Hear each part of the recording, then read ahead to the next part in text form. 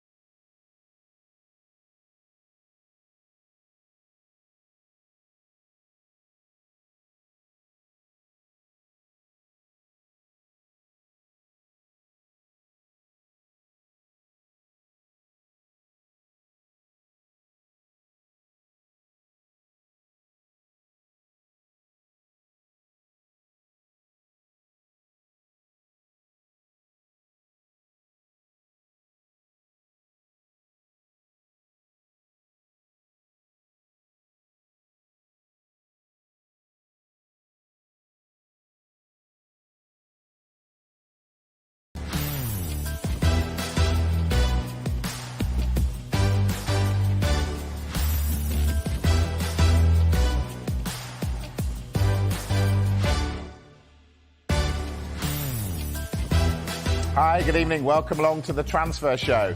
And with only 9 days of the window to go, there's plenty going on. Romelu Doku is on the verge of a medical at Manchester City, but the champions are not finished there. News on midfield targets coming up. The chasing pack are also working hard. Jurgen Klopp wants another midfielder at Liverpool. Manchester United are under more pressure than most to get deals done after losing to Tottenham and injuries in their squads. We have news on their search for a midfielder. And Chelsea have spent more than anyone this summer, and they're still spending. News on Mauricio Pochettino's latest target coming up.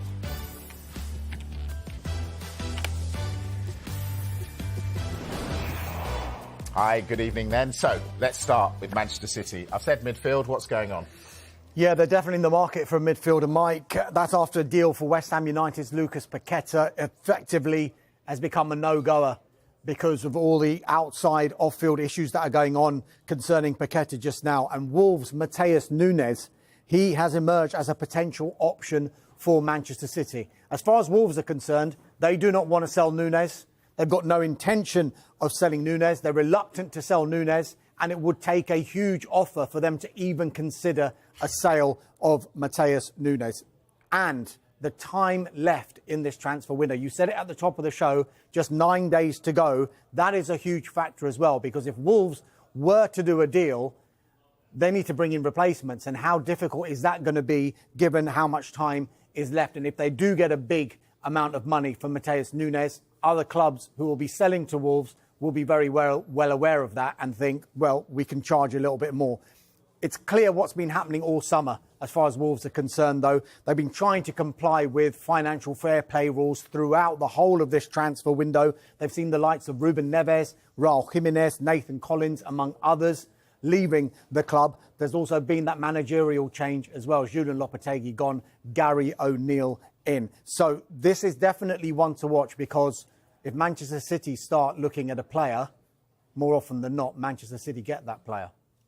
Man City get the player, he says. So why isn't Jeremy Doku already holding up his shirt saying, I play for Manchester City? He might be in a couple of hours, Mike, because earlier we reported he's expected to undergo a medical. That's going on at the moment. He's arrived in Manchester ahead of a £55 million move from Rennes. Everything you hear about him is very exciting. And Thierry Henry said, when you're one-on-one with him, there's only one thing you do: pray. So I'm sure he'll be give Manchester City fans plenty of excitement. More on this move as we get it, but it looks like it's very close. Let's talk Manchester United now. We've been talking about goalkeepers for the last few days. Any closer to sorting it? Well, the situation now with United is that they are ready to do a deal with Fenerbahce for their goalkeeper, Altay Bayındır. But, as you say there, the timing is so essential and crucial with this deal, because it will be dependent on Dean Henderson leaving Manchester United. Look, Bayındır, we reported yesterday, had pre-medical testing out in Athens, as United consider a deal worth around €5 million for the goalkeeper. As far as Henderson is concerned, we know that Nottingham Forest have been in talks throughout this transfer window, trying to do a loan with an obligation to buy for Dean Henderson for a return to the City ground for the player. But it now seems that Crystal Palace are really pushing to try and sign Dean Henderson. We mentioned the time constraints. Manchester United will be conscious of the time remaining in this transfer window, and they don't want to leave themselves short. That's why there has to be a degree of certainty about Dean Henderson leaving and Bayındır coming for them to be able to do both of these deals. One is definitely dependent on the other one. As it stands, though, Dean Henderson has still got a major role to play at Manchester United, because he is the number 2 currently to Andre Onana. The opening 2 Premier League games at home to Wolves and away to Tottenham, Dean Henderson was on the bench for Manchester United. But definitely one to watch, because Dean Henderson wants to be a number 1 goalkeeper, and I think he'll have more of an opportunity to do that if he was to go to a club like Crystal Palace. All right, let's talk Liverpool. They got Endo in, didn't they, a little while ago? Yeah. Didn't get Caicedo, didn't get Lavia. Are they still after midfielders? Yes. Like Manchester United, they like Sofran Amrabat. Fluminense's Andre has been mentioned. Ryan Gravenberch from Bayern Munich has been mentioned. He's been considered. Calvin Phillips is another player mentioned, although we're not sure. Calvin Phillips. Yes, but we're not sure if Manchester City would sell to a rival. Not necessarily title rival, but that's become a bit of a rivalry over the years, hasn't it? Manchester City and Liverpool. So yes, they do want another midfielder and certainly one to watch. Wow, 9 days to go and Calvin Phillips being linked with Liverpool. Interesting. Dharmesh, Chelsea, they've not let us down. They've spent a lot of money. Are they done or are they still going? No, they're not done. We understand that the Brazilian forward David Washington has completed his Chelsea medical ahead of his move from Santos. This has been bubbling along for the last 2 or 3 weeks now. The deal is worth 20 million euros and that includes performance-related add-ons. Once that deal is completely finalised and he's holding up that Chelsea shirt, I think Chelsea will then make a decision about the 18-year-old, whether he will be part of the first-team squad this season or whether his development would be best served if he was to go out on loan and maybe get more regular first-team football outside of Chelsea and then come back with more experience under his belt. But that decision will only be made once this deal is completely finalised. OK, we spent a lot of time earlier in the window talking about Brentford losing a player, and it happened to be David Raya. Are they going to get some reinforcements in other areas? Very possibly, Mike. They're absolutely trying, and they're looking to sign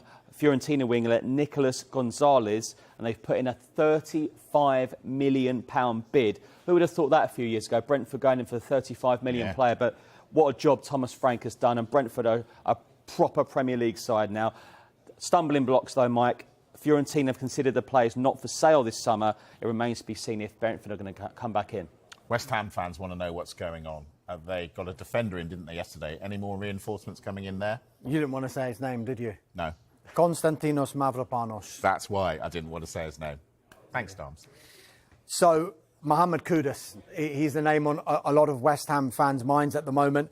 West Ham currently deliberating whether to go back in for the Ajax midfielder or whether to forget about it and focus on other targets. Now, we know they had a €42 million bid rejected by Ajax this week, and it's understood that that offer was the highest that any club had offered for Kudus during this transfer window.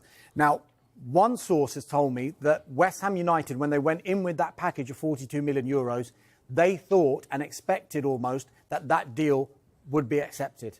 They thought it would be accepted. But there's a feeling that Ajax are now kind of moving the goalposts a little bit with regard to their valuation because they don't want to sell Kudus. He started both of their league games so far this season. He scored in the opening one. He provided assist in his second one as well. But perhaps significantly, it is thought that West Ham are encouraged by Kudus being open to a move to the London Stadium. He's entered the final 2 years of his contract. This is significant because as it stands, we don't think that Kudus is going to sign a new contract at Ajax. Now, if he doesn't do that and he remains at Ajax after this transfer window is closed, he's a matter of 15 months away.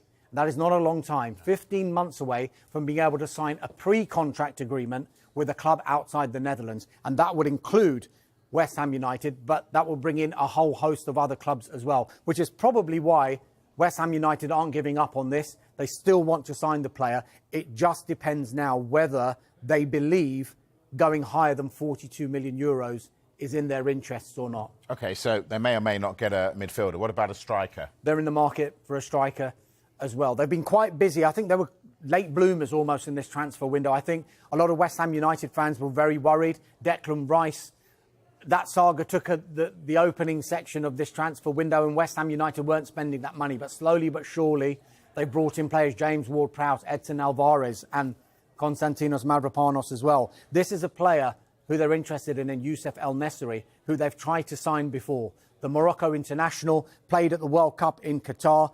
There remain in talks to West Ham United with Sevilla over the potential signing of El Nesri. Again, rather like Kudus, I think West Ham feel they're getting positive signs from the players' camp that he would be open to coming to West Ham United. As I mentioned before, they've tried to sign him before, and rather like Kudus, he's only got 2 years left on his contract.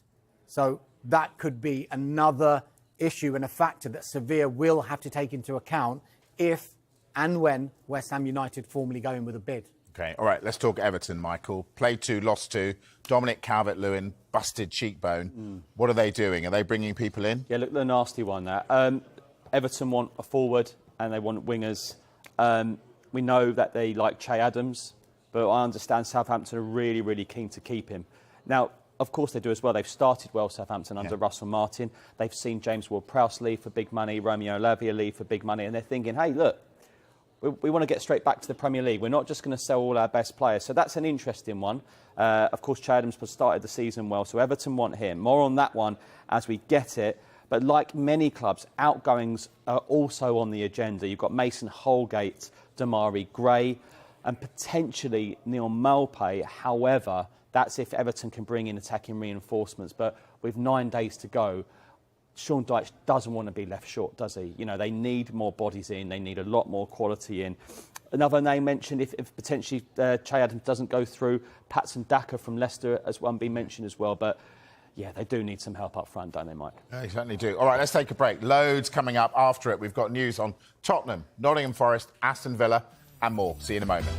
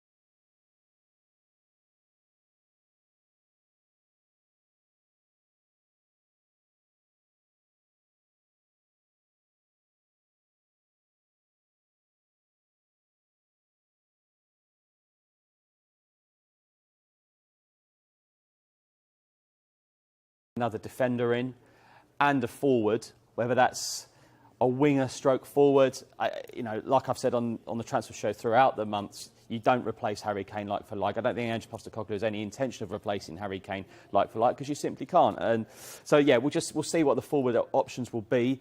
But as I say, for now, outgoings are very important. Yeah, OK. So Nottingham Forest, are they going to get a World Cup winner? It's imminent, this one, because Gonzalo Montiel has completed his Nottingham Forest medical ahead of his move from Sevilla. Formal announcement of his signing, we're almost expecting it today. It should come very, very soon. The deal is for a loan with an obligation to buy, and we think that the obligation price is in the region of £10 million. He's made 23 appearances for Argentina. The most famous one was in the World Cup final, scored the decisive penalty kick that beat France out in Qatar. He's also scored the winning penalty in the Europa League final when Sevilla beat Roma last season as well. So they're getting a player with great pedigree, and once this is all done and dusted, it'll be well in time for him to be registered for Nottingham Forest's next game, which happens to be at Manchester United at Old Trafford on Saturday. It is. Sheffield United, what are they up to? Well, they need some players, Mike. It's been a tough start and it's been a tough pre-season for the Sheffield United fans. And the excitement of being back in the Premier League, you just haven't felt it with, some key players leaving in the summer. But there is some good news for Sheffield United fans. They've agreed a fee with Aston Villa for striker Cameron Archer. We understand that to be around £18 million. This is a good player. 11 goals in 17 for Middlesbrough last season. Part of England's under-21 side winning the Euros. There are reports of a buyback clause Aston Villa want to insert. No real surprise, because, as I say, this is an exciting forward, and Sheffield United and Paul Heckingbottom will hope he hits the ground running if this deal goes through. Is there anyone else they're looking at, do you know? As it stands, no. If they can get this one over the line, no, at the moment. But I'm sure they'll be busy over the next week or so. Paul Heckingbottom will want to be busy. More homegrown players, though, leaving Aston Villa. Last night, Aaron Ramsey joining Burnley from Aston Villa for around £14 million on a 5-year deal. Oh, OK. It's about time, let's say it. Romelu Lukaku. Yeah, I mean, look, no significant developments on Romelu Lukaku's future just now, but just little bits and pieces that I'm hearing after a phone call I had with Gianluca Di Marzio a little bit earlier on today.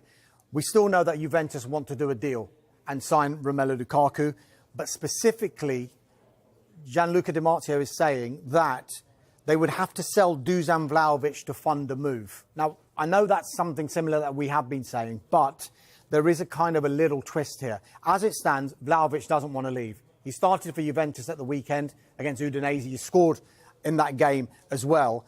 Chelsea have, as yet, not returned to the negotiating table when it comes to the exploration of this certain swap deal. It kind of stopped before it started because Juventus wanted €40 million plus Romelu Lukaku in exchange for Vlahovic. And I think it was that figure that Chelsea weren't interested in. And I think Chelsea actually looked into buying Vlahovic earlier on in the transfer window anyway, but wages were going to be proving to be a problem.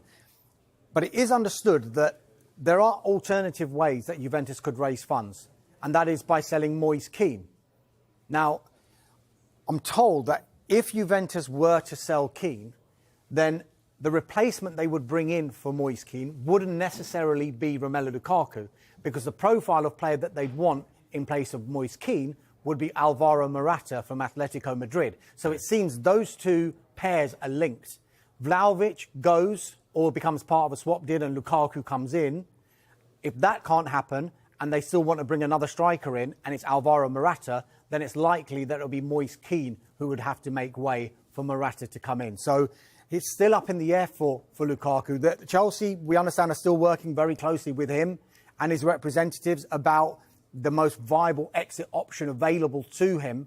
And even though he is saying European football for me, I've got unfinished business in European football, come September the 1st at 11 p.m, when this window is closed, if he's still here, we know which window is still open for another week. It's the Saudi Arabian transfer window, and he's already turned down a move to the Saudi Pro League. I wonder if he's still at Chelsea come the end of this window, whether he will change his mind on that. But that is for another day, because there's still 9 days to go in this one. Interesting that, though. I mean, when you started that, you said Vlahovic didn't want to go. There are a lot of players that clubs want to get rid of who don't want to go.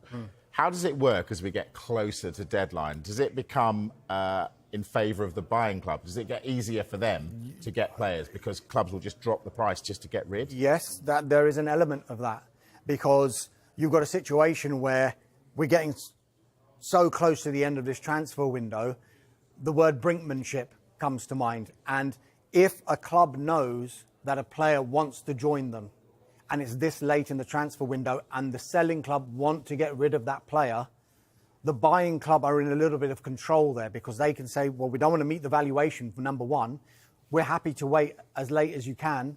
And if they're coming towards the end of their contract, oh, don't worry, we'll just get him free if it's a year left next summer. And the selling club are like, hold on, we want the squad that we're going to move forward with in this transfer window to be sorted by September the 1st. And then sometimes deals can be done.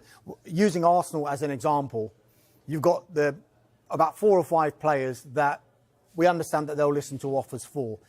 Folarin Balogun is one, and he'll probably be the most saleable asset because they value him at around £50 million. But there are other players like Nicolas Pepe, who they bought for £72 million, entered the final year of his contract. I just wonder, will there be a situation the closer to the end of this transfer window we get, where Arsenal might have to negotiate with Nicolas Pepe to maybe mutually terminate the final year of his contract? That's not the case at the moment, because they still want to bring in a transfer fee for him. So do you mean Arsenal will have to pay him off effectively? Not give him money to go? There could be an element of that involved in it, but because there'll be when you have a mutual termination, it would still be probably less than how much it would cost for them to pay up the full contract. Gotcha. So there will be some sort of saving in there when you do a mutual termination, but it will just make it easier then for the player to move somewhere else. Besiktas have been interested in Pepe, just using that as an example, but they haven't been able to do that deal. Whether it's to do with, we don't want to pay that much of a transfer fee because we know you don't want him, and he's entered the final year of his contract, which is kind of the elements we've been talking about as we enter the end of this window. OK, everyone seems to be chasing Southampton players. Now a European giant is after one of their players. Tell us. Yeah, they like Bayern Munich, like their defender Armel Bella-Kotchap, central defender. He's now on their list. They're looking for a replacement as Benjamin Pavard looks to be going to Inter Milan. He's 21 years of age. He hasn't played for Southampton this season so far. He's had a bit of an injury. It's funny, really, because we see that Romelu Lukaku, Southampton, there was a lot of criticism about their spending at the summer before when they got relegated. But you're seeing they actually are good youngsters. Maybe they just lacked a bit of experience and it ended in relegation. But these are clearly good players when you've got the likes of Bayern Munich looking at them. And Romelu Lukaku obviously going to Chelsea. Indeed. We've got some pictures of Bayern Munich today in their lederhosen. I tried to get the boys to wear theirs, but they refused. But I have got one. Well, of course you have. Yeah. There's no surprise on my face. There you go. Here they come. I can't see them yet. All there. But it's coming. There. Hey. I think we could rock that look, gentlemen. Oh, yeah. Where's Harry Kane? He plays for Bayern Munich, Michael. Yeah, he's just, him and his wife Katie have just announced the birth of their son. So congratulations to them. So no drinking for Harry, and he's on milk duty, no beer duty. How do you think it would have gone down, the England captain just in Germany, clad in lederhosen? Do you think that would have worked? Bit early. It's a bit early. No, yeah. I mean, it's a tradition, fantastic tradition, and Oktoberfest in Munich is very good. I've been there, give it a go. So, yeah, good fun. OK. Yeah. I think Harry Kane, next year, we'll see him in lederhosen. Right, the boys are back at 7 o'clock. So much transfer activity going on. Remember, only 9 days to go until the window closes. Clubs are going to have to get busy. When they do, the gentleman will tell us all about it. I'll see you after the break.